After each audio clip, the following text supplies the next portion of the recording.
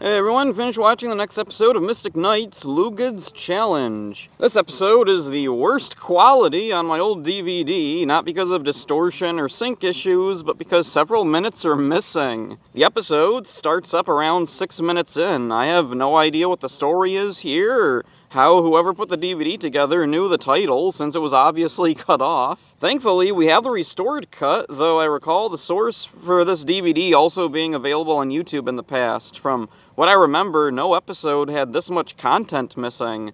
Some episodes would be missing a few seconds here and there due to commercial breaks being cut out, or the ending would be slightly cut short. I'm guessing since Mystic Knights is such a long show, care was starting to drop after so long of anybody who was uploading it. So onto the summary. Kahad receives a vision. Meanwhile, Lugad is training. Maeve sees a crow. It turns into the sorceress who gave her Lugad.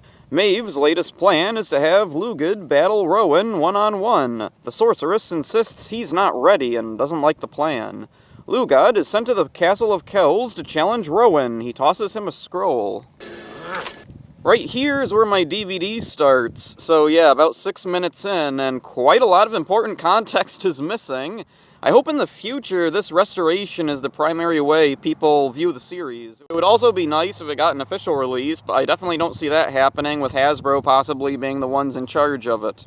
Rowan accepts the challenge, but Kahad explains that the scroll laid out specific rules. We get a montage of Rowan and Lugad training, with Kahad narrating over it all. Thematically, it's a little strange. Did somebody behind the scenes think what was happening needed extra clarity? Actually, maybe that's exactly what's going on, as the next scene after Rowan's training wraps up is Maeve sending out Lugad, while Aideen is very clearly right next to her. Despite this, neither Torque or Lugad see her. Maybe Lugad sees her, but he just doesn't say anything and assumes she's there for a reason Maeve's okay with? He's never seen Aideen before. I'm not sure if he's ever seen Miter either. If Torque can see her, he should definitely be saying something, at the least. Anyway, Aideen was spying, which was never set up, so I guess she had to be blatantly visible to the audience so they'd understand what was happening. Aideen overhears Maeve tell Lugad she'll bring Torque along to cheat. Rowan goes to the location to challenge Lugad. Aideen warns the other knights of Maeve's plan. They find them, but they're within an enchanted cave with no entrance. And then they're just irrelevant for the rest of the episode, so I don't know why this was necessary at all. Inside, Rowan and Lugad fall through magic flames that lead to a dimension where fighting is forbidden. Lugad refuses to stop fighting, and Rowan defends himself. Rowan then sees something on Lugad's arm. It's a mark, the same mark he has. A comet falls to strike them, but Rowan pushes Lugad out of the way and out of the other dimension. Maeve appears and orders Lugad to finish the battle. He hesitates, remembering how Rowan saved him. Maeve blasts at the surrounding cave walls and causes a cave-in. She teleports away with Lugad and Torque. Rowan saves Kahad and pulls him out of the cave. Back at Kells, Rowan asks Kahad what the Mark of Draganta being on Lugad could mean. This is a great episode, and I'm glad the restoration exists so it can be watched in full. At least I assume this is the fullest the episode was ever shown in, because I think there may be a longer cut out there.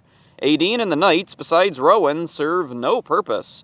Maybe before the final cut was settled on, we had some setup for Aideen and something more relevant for the other Knights to be doing. Kahad receives a vision of monsters, but nothing comes of that. Maybe it's for the next episode.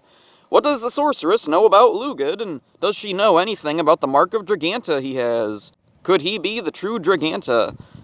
The Battle Fury armor comes back, but it doesn't serve much of a purpose.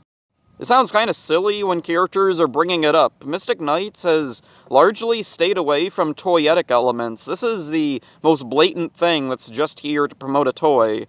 I'm not sure why Rowan and Lugad fight in a magic cave. Did Maeve think that gave her some kind of advantage? Because it didn't. So yeah, that's it for this one. Good episode. I really liked it. So that's it for this one. Hope you enjoyed it. See ya. Me, Lugad, I am big like horse, and I smell like one too. I am Lugad. Now that was good.